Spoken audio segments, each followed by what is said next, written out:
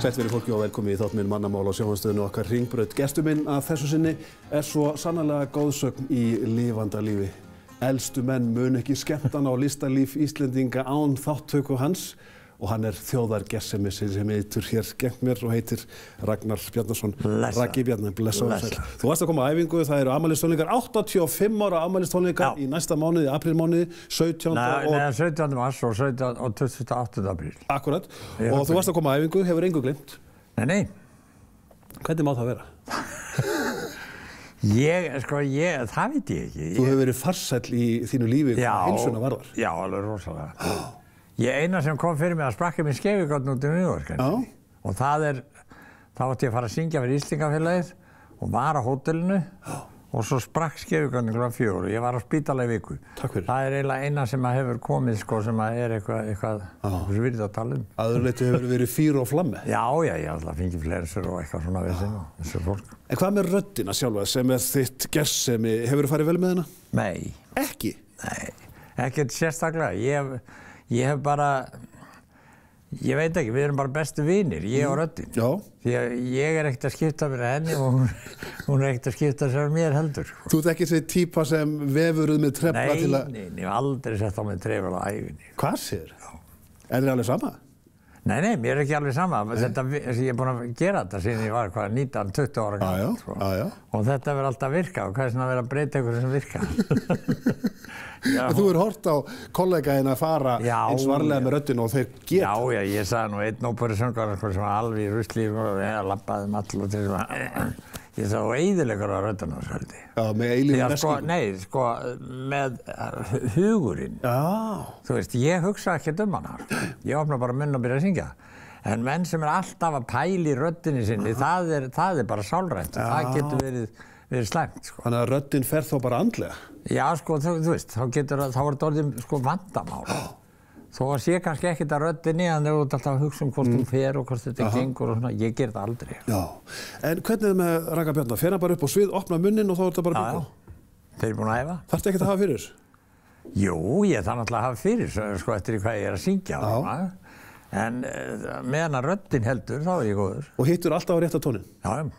Þetta þér eðlislegt? Já. Ég hefði náttúrulega músíkina í blóðinu. Hefur aldrei farið út á laginu? Jú, eflaust gert einhverja bölvaðar vitleysur mörgum sinnum. En 1000 sinnum hefur gleymt textanum?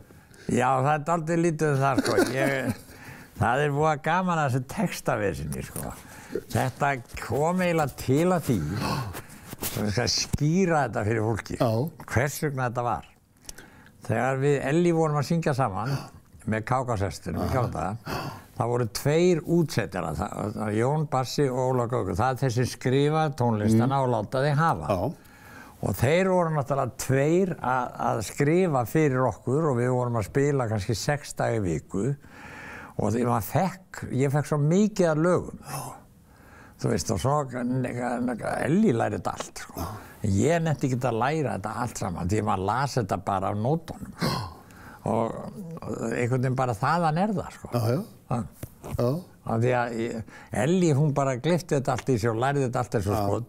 En ég var með þetta alltaf bara á statífinu og las þetta og það er ennþá svolítið. Og lærður ekki smám saman að redda þér út fyrir þessu? Jú, ég var einu sinni það sem ég hef lent mest af vesinu. Já, komdu með það. Þá var höfundur, íslenskur daglahöfundur, mjög virtur höfundur með konu sinni og það var hérna í Austurbæbíó. Og Svava Gess kemur nýtt lag eftir þennan gæja þarna. Hún segir þú verður að læra þetta og vera með þetta á hreinu á morgun því þú ert að frumflytja lagið á sinni á morgun þegar þú kemur inn. Og ég fekk þetta og ég var svona dúllið og var búinn að læra þetta og svo gleymdi ég þessu eitthvað og svo var ég með þetta hérna og var að reyna að lesa þetta og var með þetta þegar ég var að fara inn á sinni og svo ég kynntur þá lagði ég þetta á píanóið hjá Magga Ingimars. Og svo þegar introið kemur þá mundi ég hvorki lagið eða textan og höfundur var að 7. bekk með familíun og allt klart og það var bara ég elskaði vinna við vegginn og eitthvað bölva rugl og búið til lag og búið þetta til og ég sá bara gæjan þegar hann yfir í þetta. Stóra stundin hjá honum? Svo náði ég náttúrulega í þetta og reddaði þessu. En þetta voru einhverju 12 taktar sem ég var að bulla íslenskuna og sko textan og allt heila drastlið og lagið. Og þú sér höfundin bara sökkvað fyrir fram að þér? Já, ég sá hann, ég merkið þetta, það var eins og fólk aftur að þess ekki alveg að sagða þessu. Af því þú veist, þú hikaðir ekki neitt. Ég fann alltaf eitthvað, hlíðina og lækin og allt þetta. Þú skammaðist þér ekkert fyrir þetta? Nei, það var mjög skemmtilegt. Ég talaði við hann sinna og hann var hann að mynda. Ragnar Bjarnason fæddur á Landakoti, ólst upp í Lækjargötu. Já. Reykfískara verður það ekki? Nei, við Lækjargötu 12, bara við hliðina Sýrabenna. Já. Og Floss Ólafs. Akkurat. Flossi var í litlu húsi fyrir aftan okkur. Við vorum þarna sem verið að byggja þetta hótel þarna hérna. Og séra Bjarni var öðru og þetta var svona. Og þarna byggum við, þarna ólst ég upp, ég ólst upp í Lækjargötunni. Einmitt. Og í Tjörninni. Akkurat, og fórst oft í Tjörninni? Já, mamma var alveg að gera illur. Varstu algjör grallari? Já, það má nú eiginlega segja það. Ég hef verið oft alveg grallari. Óþekkur? Nei, ekkert óþekkur, ég fannst allt sniðugt sem engum fannst öðru. Og það með mömmu og pappa? Já, alveg mömmu, alveg að gera hann. Varstu henni erfiður? Já, þegar ég var að týna, hún kom og týndi mig på Tjörninni.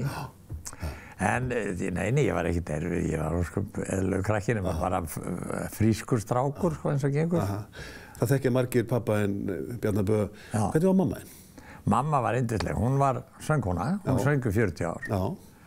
Og já, hún var bara dýrleg, hún passaði vel upp á okkur öll og þetta var allt saman allt í fínasta lagi, sko. Já. Pabbi spilaði mikið og hún söng nú fyrst með honum. Já. Þangað til hún sagði allt í unni, sko, eftir smá tíma, ég syngi ekkert meira, nóga dagurlega söng hún til. Akkurat. Og þá hætti hún. Svo var hún í kórum, sko, í 40 ár. Þjóðkórnum og öllu þessu, sko. Svo þetta var bara eitt músíkheimilið. Svo var ekki kannski æfingar aðstæð, þá voru þeir heima, þetta var eftir stofunni, ég lyfti þetta í mig allt saman, sko. Þú gast eiginlega ekki orðið annað en tónlistarmaður. Nei, það var ekki. Algjörlega stift í mót. Já, það var bara klárt. En ég var trommari, sko, ég spilaði trommur í 6 ár. Einmitt. Hvernig kom það til? Byrjaðu bara að glingara heima? Já, ég man ekki hvort ég fekk í fermingi og trommur, eða eitthvað, hvernig það var. En ég byrjaði allavega sem trommari og spilaði sem trommari. Ég var til dæmis trommari á gamla Rauðli svokölluðum. Hann var hérna beint á móti þessu Stjörnubíó var. Og annarri hæð, Óla Rauðli var með það. Þá var ég að spila bara trommum, Braga Hlíðberg og Árna Ísleifs og þeim. Varstu góður? Já, ég var ágætis trommari, ég var engin sólóisti. En ég var rytmatrommari, sem er aðalmálið. Hver er munurinn á því? Það er munurinn á því að þú tekur ekki einhverja brjála sólóar, trommusólóar. Og svona, bara þú spilar rytman, þú veist, þá heldur bítinu og svona, og kanta svona nokkurn veginn að lemja á þetta. Ég var svo viss. Hvers virði er tromman í öllu spilverki? Hún er gífurlega mikið svirði. Heldur hún taktinum með það? Já, hún sér allt. Hún er botninn á þessu. Og sem að lyfti svo öllu dagstegum, sko. Þú ert ungur strákur í Lækjargötunni og það kveður að harmur í ykkar lífi. Eldri bróðir þinn fellur frá milli taktar og tvítugs. Hann var 14 ára og veikist og þetta er náttúrulega eins og gengur. Í dag hefði þetta verið minna vandamál að leysa þessu, sko, en þetta var eins og þetta var. Og við mistum hann, það var náttúrulega, hann hét Ómar. Ómar Örn. Og hann dó, og svo við erum 2 eftir systkini, dúnarsystir og ég. Sem er yngri en þú? Já, 2 ára yngri. En hvernig höndluðu þetta? Þetta var bara, ég get eiginlega ekkert lýst í hvernig þessu handlað, því að þetta var bara, mamma var ekki heima til dæmis, kom og þetta var bara alveg hryllingur. Dó hann bara í höndunum á okkur? Nei, hann var búinn að vera veikur lengi, sko, og vera með svo spítala. Hann átti erfitt með gang og ég fór aldrei út í þetta, sko. Bara þetta gerðist og þetta var bara svo erfitt að það var eiginlega ekkert, þetta, veist, það var eins og gengur. Raggi, hefur þetta einhvern veginn litað þitt líf, búið til einhvern auka tón í þínu lífi? Já, ég geti vel trúið því. Ég hef oft, ég hef með mynd af honum heima og búinn að vera alla tíð. Og ég segi oft við hann svona þegar ég er að slökka þetta ljósið. Ég vildi að það hefði verið með mér, þá hef ég gjörði svona mikill villingur. Þannig ekkert aðeins haldið aftur á þér? Það var rólegri. Og þið voru alltaf algjöri grallara þarna á þessum tíma. stríðið komið til Íslands, Bretinn og svo Amerikaninn og þið voru að stríða hermannum. Nei, já, sko, við vorum ekki... Á vissan hátt. Man þorði ekki að stríða þeim fyrir skutuna. Nei, við betluðum náttúrulega mikið af sælgæti og þeir voru voða indæli með það. En svo einu sinni ætluðum við að stela svona vatnspumpur. Það var kampur og þar var gemdi bílar og svona alls konar dótaðna inni, sko. Og við lættumst þarna inn tveir. Og einhvern veginn var einhver varmaður þarna og hann skaut upp í loftið og það var síðast sinn við vorum að láta fikta í hernum. Og löfum bara heim. Þið eru drullurættir. Já, drífum það. Mígandi á ykkur. Já. Grallararnir. Já. En hvernig var að vera í hersetinni borg? Ég veit ekki, maður var náttúrulega ég var frekar ungur. Já, 7, 8, 9 ára. Já, ég er 34, 6, 7, 8, 9, 10. Þetta var bara ágætt, sko. Sko, maður hafði enga meiri yfirsýn yfir þetta, sko, sem krítisir eða neitt. Þetta var bara, þeir voru þarna hermennir, fyrst voru Bretarnir og svo kom Amerikanir og svo voru eitthvað Bretum áfram og þetta voru bara yndislegir strákar. Breytti þetta kultúrnum í bænum? Já, eflaust gert það, sko. Ég get ekki alveg sagt það, sko. En þið reyndu semst einu sinni að stela frá hernum og gerðu það ekki aftur? Nei, það kemur ekki að... Hann hefði getað sett byssuna neðar og þá hefði þetta verið búið. En þú byrjar á því að stela bílum hans pappa þins? Já, ég gerði það. Ég var hérna... Já, svo ég er... Komdu með það. Hann átti Lincoln 38 og Buick 40. Og Lincoln, ég stal honum, sko, við. Og ég var svo sem ekki að stela því hann vissi þetta, sko. Hann var orðinn hundleiður á þessu. Að ég væri að, sko, svo varum við að lenda í árekstri. Eða keyra, við vorum einhverjum eltingaleik og einhvern jeppa með stelpum í og stungum við bak við oddföl og stungum við bara svo tappa á milli í húsin. En ég átti góða vin sem hét Hermann, Bói, og hann hafði aðgang að hérna, út í Örfirisey í Slysakílnu og hann var séni í viðgerðum og réttingum.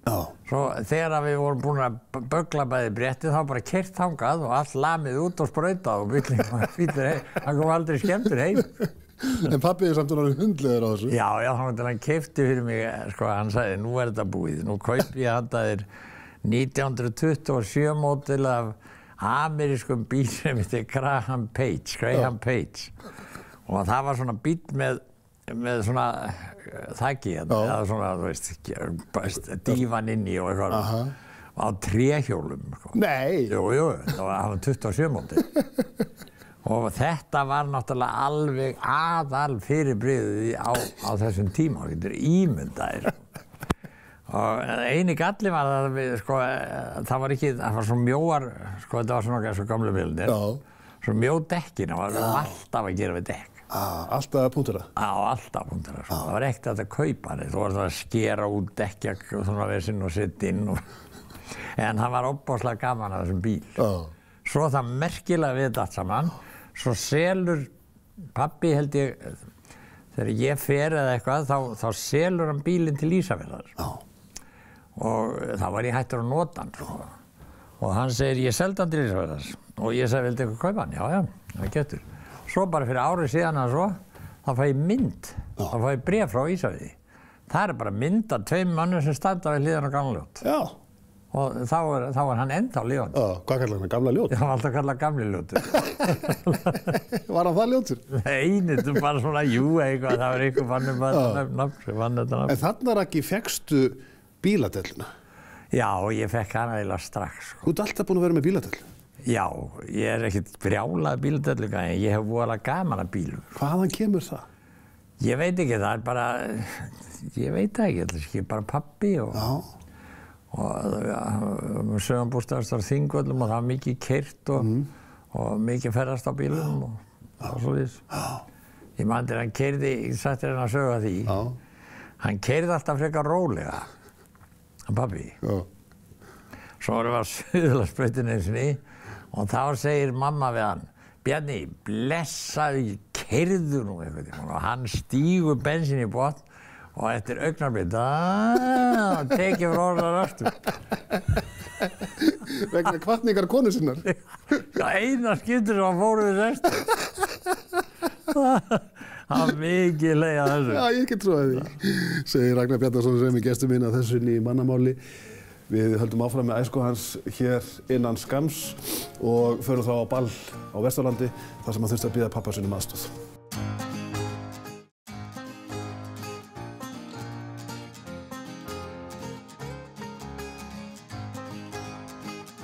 Sæll við fólkið á nýja leik þegar horfa á mannamál á sjónvarpsstöðinni okkar Hringbraut og gestur minn er goðsögn í lifandi lífi eins og ég sagði í byrjun þáttar, Ragnar Bjarnason, og við erum að rekja okkur eftir árunamann sem er orðinn 85 á þessu ári, hvorki meira en minn, og hann er 63 ára. Hann er 63 fyrir ekki. En við vorum að tala um pappa þinn áðan. Já. Sem er náttúrulega líka goðsögn í lifanda lífi, þessi óbúslega merkilegi tónlistarmaður. Já. Bjarni Böðarsson.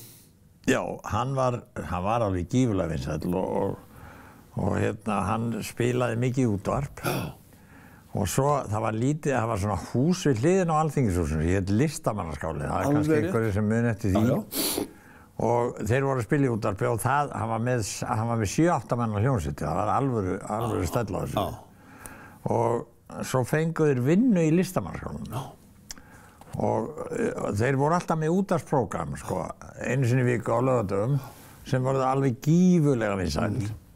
Hann var svo vinsæll alltaf, til norska fólkinu gleðilegas árs. Já. Og svo þeir get ekki sleppt því, sko, því það er 6-7 kvöldi vikur sem þeir eru að vinna og fá náttúrulega miklu meir pening en þeir útvarpi. Og þá fór bara þjóðin á hliðina, sko. Þeir voru ekki lengur í útvarpinu. Já.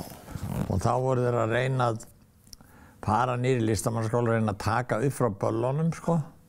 Og það var nú svona kliðurinn og þetta, þannig að svo voru þeir sami við á að fara bara vettuvenda hana upp í útvarp og taka þetta upp og þar. Þannig að þetta væri hægt. Hvernig var ekki bransinn á þessum árum? Við erum að tala um fyrirhluta síðustu aldar og miðbikana líka. Pabbiðinn, vinsælasti tónlistarmaður landsins í langan tíma. Voru þetta atvinnumenn? Já, þeir voru það. Já, sko, pabbi, þeir voru náttúrulega allir kannski eitthvað að gutla með. Pabbi stilti mikið píanó, það var það sem hann gerði með. Og og þeir hafa eflaust gert það strákarnir, sko, Villi og Svenni heitinn og þessir, eitthvað svona, en þeir spiluðu mikið. Og svo, sko, þið sér það hvers konar stællir á þeim, sko, hann fer 1936 með 12 manna hljómsveit út á land. Það verður aldrei fyrir gert hvorki fyrir niður séð. Og engir vegir?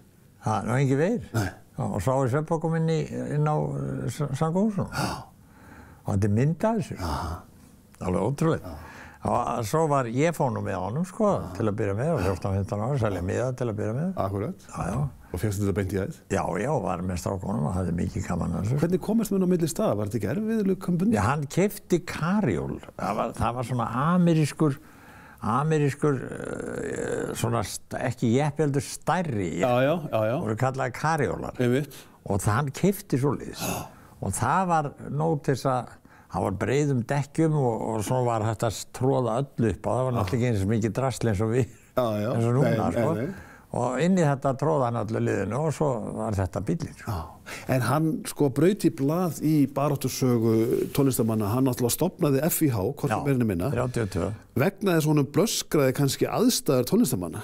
Já, sko, sko, veitingamenni vildi enga Íslendinga. Nei. Íslendingar gæti bara ekki spilað. Það var bara klárt. Svo hann ákveður að stofna FIH og hann gerir það einn en nær í Þórhall Árnason sem var selluleikari, held ég. Og hann bað hann að koma með sér í þetta að því Þórhallur hafði unnið á skemmtiferðaskipum. Svo Páll Bernbúk sem var trommuleikari hjá Ólórans, þetta var sko, þeir sögðu alltaf að Íslendingar gæti ekki spilað. Það var alltaf afsökunin, ég kunni ekki að spila. Hvers slags fordómar voru það? Já, það var bara restauratörnir og það var ekki hljómsveitarnar heldur restauratörnir. Sem sögðu bara, ég kunni ekki að spila og þýtti ekki að það. Það var lausnin.